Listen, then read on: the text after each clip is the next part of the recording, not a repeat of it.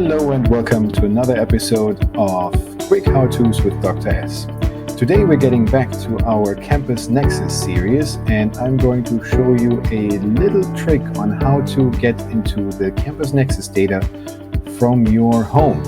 You probably know that we are all homebound now, and it is sometimes necessary to have student contact information saved into Campus Nexus, and all the different options that we learned earlier for the actual Campus Nexus software package that we used on the campus computers, we can at least partially translate into our home environment too. And that works with this website here, Campus Portal, so not Campus Nexus, this time we use campusportal.kaiseruniversity.edu. And we just log in here with the login button. There are two separate logins. One is for students, one is for faculty. So we use the faculty portal homepage and we log in here. All right, you see the good old Campus Nexus logo here. Your username is the same one that you would use on Campus 2. The password is the exact same one that you would use on Campus to log into Campus Nexus as well. And then you can sign in. This page is overall a little bit slower than what you might be used to. So if things load a little bit slow, that's probably okay. This is an overview for you to get some information on where you are with your campus portal. But right now I am here to add a message to a student who wasn't in my online class today. And as you know, we're supposed to track that with the retention tracking tool. And I'm trying to do that now with this portal. So I click here on the Contact Manager, and again on Contact Manager.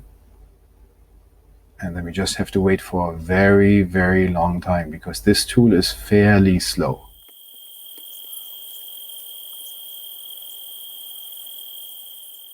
Okay, here we go. So first of all, we probably want to find the student that we want to contact. So let's do that here. You won't be able to see what I'm typing here because I want to give that student a little bit of privacy. This is how that would work. You would put the first and last name in here, maybe a student ID.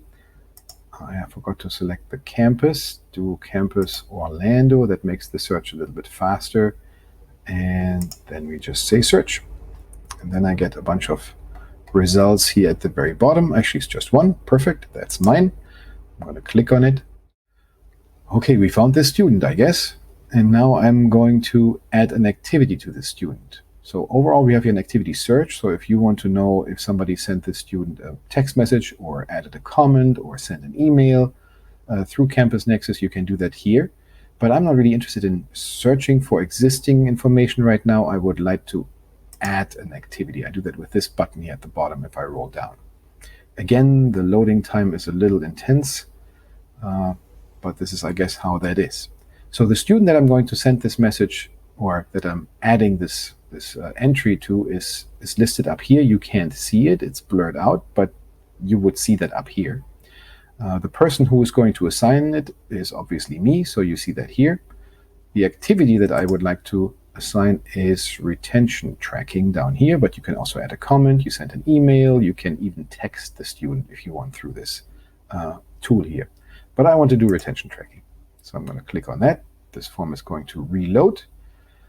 And I don't think we need to change any of this here. The retention tracking comment for me is BSc 105 for my course. And then the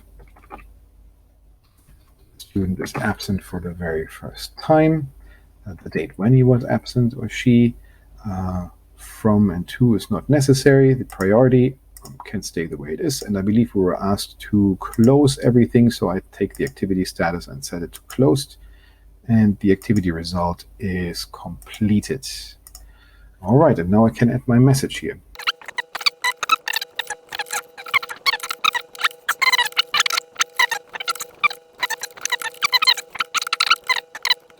And then we can save this.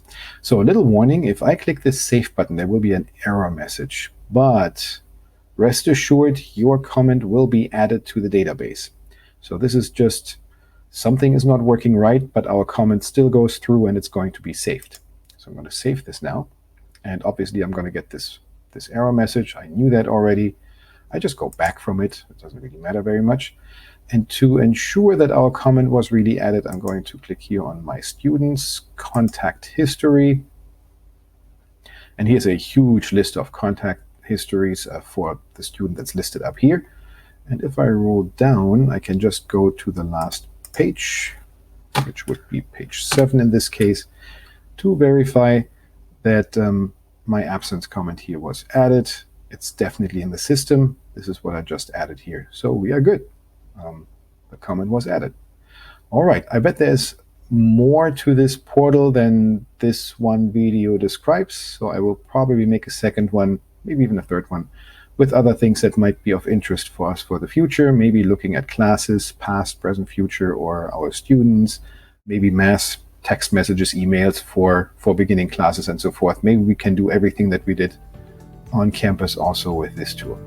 All right, give it a try. If you have any questions about this particular messaging tool, let me know. I will try to answer those right away. If you have ideas or questions or specific videos that you would like to request, please add those below as well.